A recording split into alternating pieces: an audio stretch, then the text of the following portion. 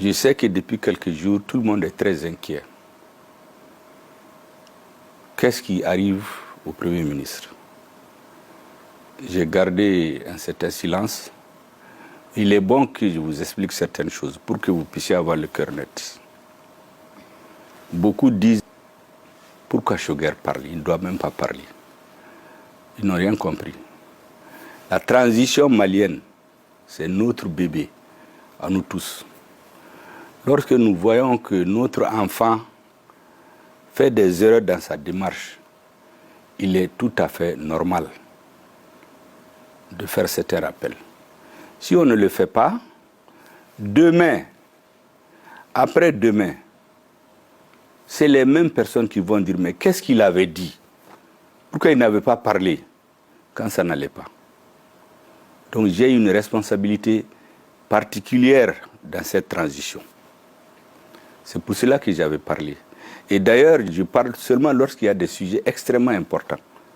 Si vous vous rappelez bien, j'avais parlé lorsqu'il y a eu la crise des drones entre le Mali et l'Algérie. J'ai saisi cette occasion pour rappeler à nos frères algériens que ce n'est pas comme ça qu'on doit travailler. Ce sont nos frères et nos voisins. On ne peut pas en avoir d'autres.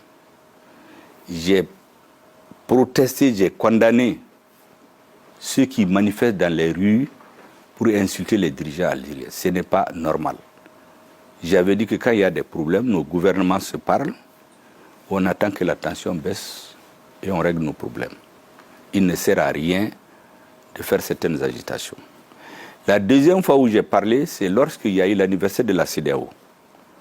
J'ai fait une tribune pour rappeler à tout le monde le processus qui nous a conduit, nos trois pays, de l'AES à sortir de la CEDEAO. La troisième fois, c'est lorsque la dissolution des partis politiques avait été décidée.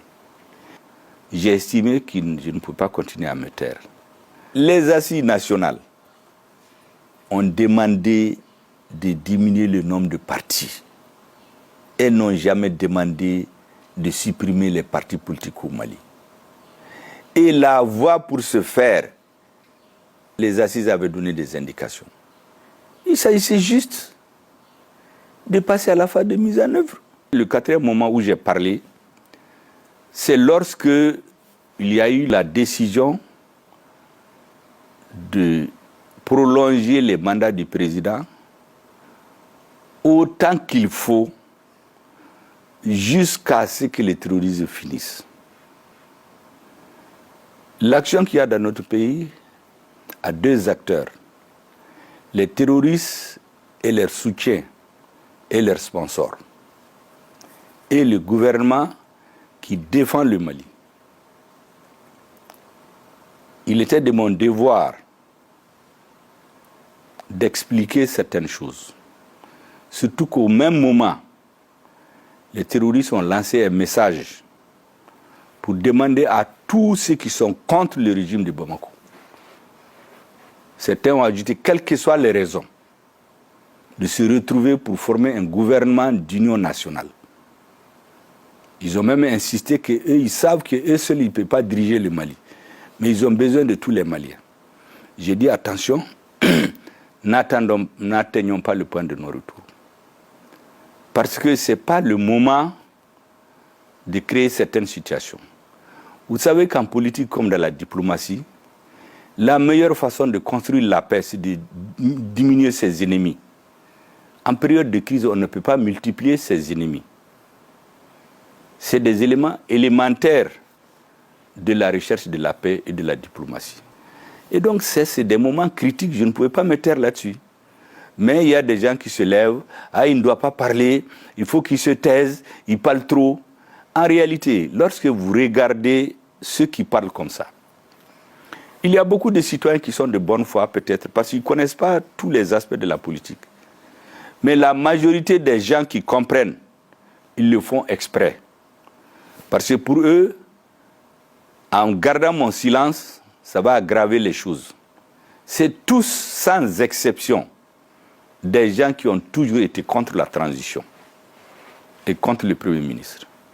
Et donc, dans ces circonstances, il était important pour moi de donner certaines explications. Comme j'ai dit, j'ai une obligation d'explication, une obligation morale dans la bonne marche de cette transition. Ceci dit, je sais que depuis une semaine, beaucoup sont inquiets que l'ancien Premier ministre est convoqué parce qu'ils ont lu dans la presse. Effectivement, il y a un journal qui a été ventilé partout, sur tous les réseaux. Mais curieusement, ce journal est sorti en version papier ce jour-là, le vendredi 25 juillet. Et il a été ventilé partout.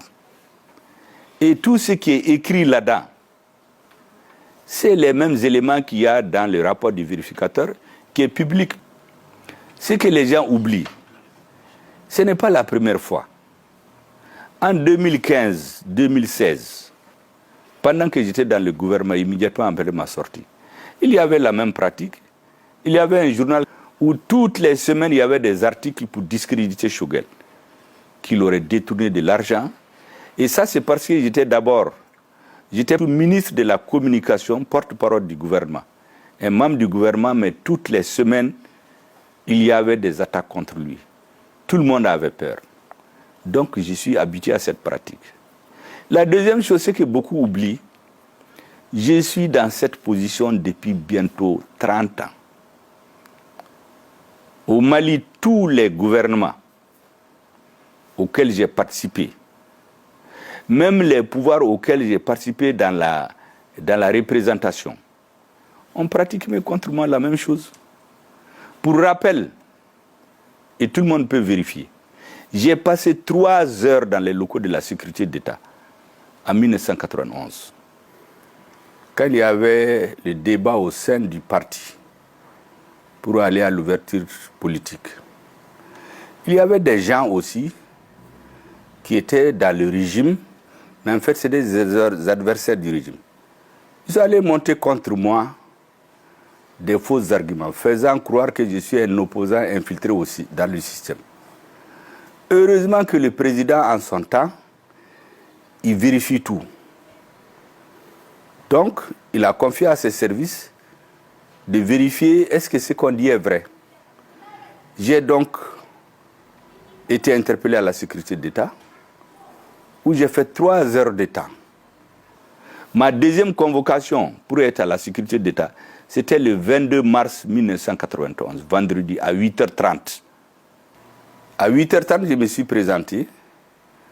Le directeur de la sécurité d'État a téléphoné pour dire que compte tenu des troubles qui ont éclaté à Bamako, je précise bien le vendredi 22 mars 1991, compte tenu donc de ces troubles, le rendez-vous est remis au mardi 26 mars 1991.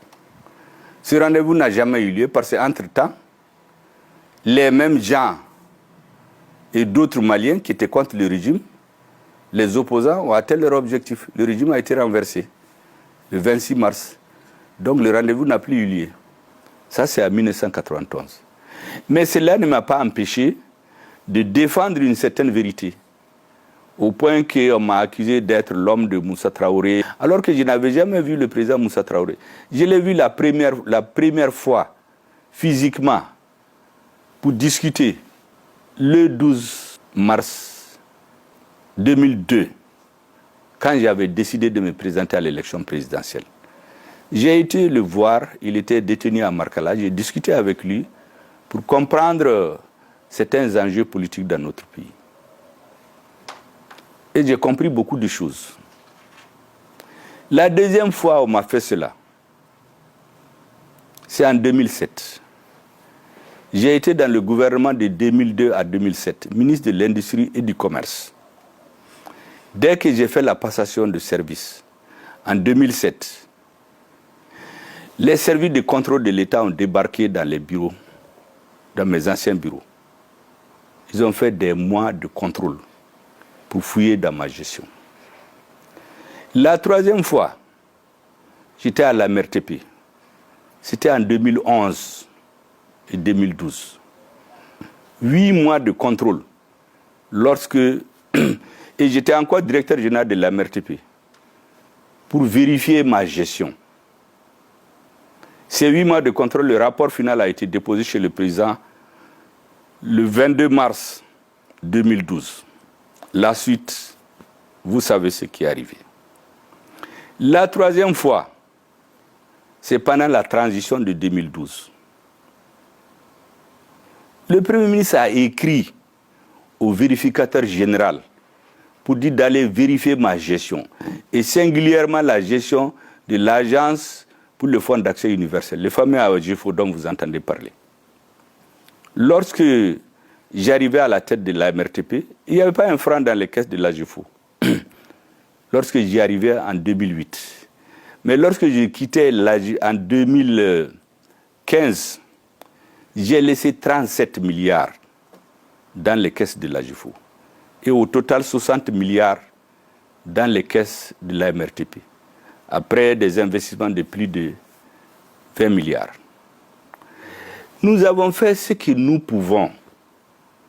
Je me suis toujours mis au service du Mali, de ma position et de mes connaissances que j'ai pu avoir et des pouvoirs qui m'étaient conférés. Nous avions procuré pour l'État malien de la nouvelle technologie dans le cadre de la lutte contre le terrorisme. J'ai expliqué plusieurs fois aux Maliens ici que beaucoup d'attentats terroristes au Mali, les auteurs ont été arrêtés grâce à ces équipements. L'attentat à la terrasse en 2015, l'attentat à Radisson, l'attentat qui a eu lieu à Grand Bassam à Abidjan, l'attentat qui a conduit à l'assassinat du garde de la grande prison de Bamako. J'ai fait ce que je pouvais. Malgré tout, quand j'arrivais, la MRTP était logée dans une villa où l'État payait 250 000 francs. C'est moi qui ai écrit au ministre des Domaines pour lui dire qu'il n'est pas normal que l'État paye de l'argent pour loger des services chargés du contrôle des télécoms. L'État doit mettre son argent dans la santé, dans l'armée, dans l'éducation, dans la construction et dans les projets sociaux. Et nous avons fait le nécessaire pour que l'organe chargé de la régulation des télécoms, qui s'appelait CRT, devenu plus tard AMRTP, puisse être indépendant. Les travailleurs qui avaient des salaires qui n'étaient pas confortables ont été mis dans les conditions. Et lorsque les travailleurs ont été mis dans les conditions, j'ai imposé un système de travail où on doit venir à l'heure et partir à l'heure. Mais avant ça, il faut améliorer leurs conditions de vie. Et quand ils ont eu des salaires suffisamment élevés, j'ai contracté avec les banques un contrat qui permettrait à tous les travailleurs de l'AMRTP, l'Agence pour la régulation des télécommunications au Mali, d'avoir un logement et une voiture. Tout le monde là-bas est dans ces conditions. Concernant les 600 millions dont on m'accuse du détournement, en fait, de quoi il s'agit? C'est le syndicat des travailleurs qui s'est adressé à moi en tant que directeur général pour me dire que la loi leur permettant d'avoir les mêmes avantages que les sociétés de télécommunications, ils voudraient que leurs enfants aillent en colonie de vacances. Je leur ai dit d'adresser le courrier au conseil d'administration, qui seul peut décider. Le conseil d'administration a accepté, a budgétisé. Le budget a été validé par le ministre des Finances. Je n'ai donc fait qu'exécuter. Au bout de quelques années, le montant cumulé fait environ 600 millions. C'est cet argent qu'on est venu dans le cadre des contrôles de 2016 faire regrouper pour dire que j'aurais détourné de l'argent. D'autres sont même venus à la télé. J'ai même entendu des journalistes sur les médias internationaux dire qu'ils ont les preuves où ils savent que moi j'ai remboursé l'argent que j'aurais détourné. J'ai entendu même des hommes politiques dire que si ce n'était pas eux, je serais parti en prison. Mais je n'ai jamais répondu, parce que ce n'est pas nécessaire. L'autre fois où j'ai été vérifié, contrôlé, j'étais ministre de la communication, porte-parole du gouvernement en 2015. 2 missions de contrôle à la MRTP. Ensuite, dès que j'ai cessé mes fonctions, en juillet 2016, il y a eu 2 missions de contrôle encore au ministère et à la MRTP. Tout cela, c'était dans le but de me faire taire ou bien de m'humilier devant l'opinion. Mais Dieu a tranché autrement. Et enfin, quand j'étais dans le gouvernement de transition, Premier ministre du gouvernement de transition en 2023, vous pouvez vous imaginer, en 2023, je n'en ai pas parlé parce qu'il y a beaucoup de choses sur lesquelles je me tais. On est venu vérifier la gestion de l'AGEFO, dont je suis le simple président du conseil d'administration. 2023. Maintenant, en 2024, j'ai fait la passation le vendredi 22 novembre avec l'actuel Premier ministre. 5 jours après, sur instruction de je ne sais qui, le vérificateur a débarqué dans les bureaux de la primature. Il a fini son travail, ils ont déposé un rapport. Mais ce rapport-là, il est sur les réseaux. Tout ce qui est dit là-dedans est sur les réseaux, tout est public, donc je n'ai pas besoin de commenter. Mais je souligne juste 2 anomalies. J'ai commencé le travail en juin 2021. Le vérificateur, je rappelle, c'est pour vérifier ma gestion en 2021, 2022, 2023, 2024. J'ai pris fonction en juin 2021. Mais curieusement, il y a des dépenses qui avaient été faites par mon prédécesseur depuis le 1er janvier 2021 qu'on a imputées à M. Choguel Maïga. Il doit avoir le dos très large. Ensuite, on a vérifié la gestion de 2022. C'est ce qui va vous faire rire. On a omis la période pendant laquelle j'étais à l'hôpital, où la primature a été gérée par l'intérimaire. Cette période n'a pas été vérifiée. Mais tout cela vous montre quoi? C'est tout simplement avec les articles de presse pour salir la réputation de Choguel, le faire peur et le faire taire. Parce que vous savez qu'en Afrique, chaque fois qu'un responsable politique, on veut le faire taire, on sort des dossiers. Ce qui fait que les services de contrôle de l'État contre la corruption, au lieu de lutter effectivement contre la corruption, ils deviennent des instruments dans la main de certaines personnes pour faire du chantage politique. Ceux qui font ça, mais je dis qu'ils se trompent de personnes, ils se trompent d'époque, ils se trompent de pays. Ils se trompent d'époque parce que cette période-là est révolue. En 2020, c'est pour cela que les Maliens sont sortis. Et surtout en 2021, à la suite de la rectification. Ils se trompent de personnes parce que ces contrôles-là ne peuvent pas me faire peur. Parce que dans la gestion de l'État, vous pouvez vérifier partout où j'ai travaillé, 2002-2007, ministre de l'Industrie et du Commerce, à la MRTP, directeur général, au ministère de la Communication, 2015-2016, ministre de la Communication, porte-parole du gouvernement, à la primature, 2021-2024, je ne me suis jamais mêlé d'un certain type de gestion. Les techniciens font leur travail, je donne des instructions pour que tout se passe clairement. Et c'est pourquoi moi j'ai une totale, entière confiance à mes collaborateurs et à la justice malienne. Le reste là, les débats politiques là, mais j'en connais. Dans les années 1993, il y a des hommes politiques aujourd'hui qui ont fait des enregistrements à la radio pour appeler au meurtre contre Choguel et sa famille. J'ai été obligé d'exiler ma famille au village et j'ai vécu seul en exil intérieur à Bamako pendant des années. Ces hommes-là sont là, d'autres ont disparu, mais moi je suis là. En ce moment-là, ceux qui avaient fait la pluie et le beau temps sous la Deuxième République, mais beaucoup ont rejoint le nouveau régime.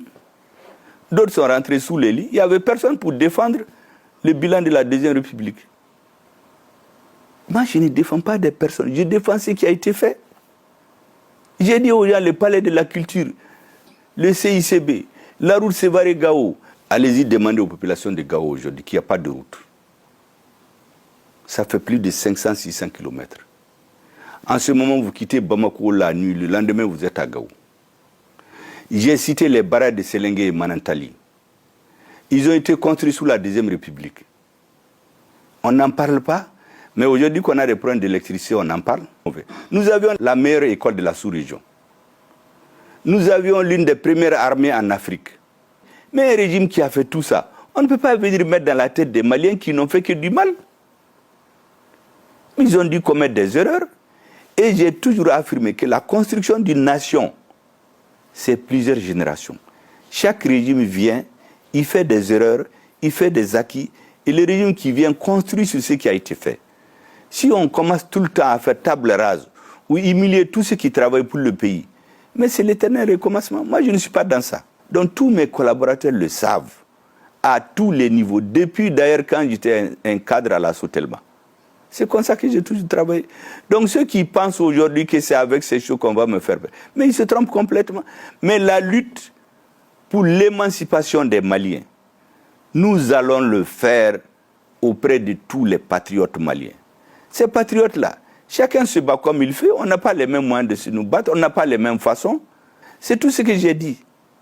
Pour le reste, je ne rentre pas du tout dans les aspects techniques du dossier. Ça, c'est une affaire des spécialistes. Et moi, je fais confiance aux Maliens qui font leur travail. Pour le reste, chaque homme suit son destin. La peur ne peut pas servir de moyen de gouverner un pays. J'en suis convaincu. Un homme politique, il se bat avec ses idées, ses arguments. C'est pour cela que j'ai dit un homme politique, malgré qu'il y en a qui ont menti sur moi, un homme de médias, malgré qu'ils ont menti, je ne vais jamais les amener en justice. Je me bats avec mes idées. Ceux qui ont des preuves, ils vont voir les services de l'État pour se plaindre. Pour le reste, tranquillisez-vous. Je ne me reproche rien dans la gestion. Maintenant, quand on veut chercher les pouces sur la tête de quelqu'un qui est rasé, bon, c'est très compliqué. Mais on peut toujours faire des jongleries. En dehors de ça, rassurez-vous, il n'y a rien, je dis bien rien, d'anomalie dans ma gestion. Quand je suis arrivé, j'ai dit à mes collaborateurs de veiller à ce que tout se fasse conformément à la loi. Et j'ai une telle confiance à mes collaborateurs. Pour moi, ne compte que les intérêts supérieurs du peuple malien. Et j'ai toujours dit que chaque homme suit son destin. De deux, l'agenda des hommes, il est souvent différent de l'agenda de Dieu. Donc c'est seul Dieu qui tranchera. Le peuple malien au nom duquel on est là appréciera. C'est tout.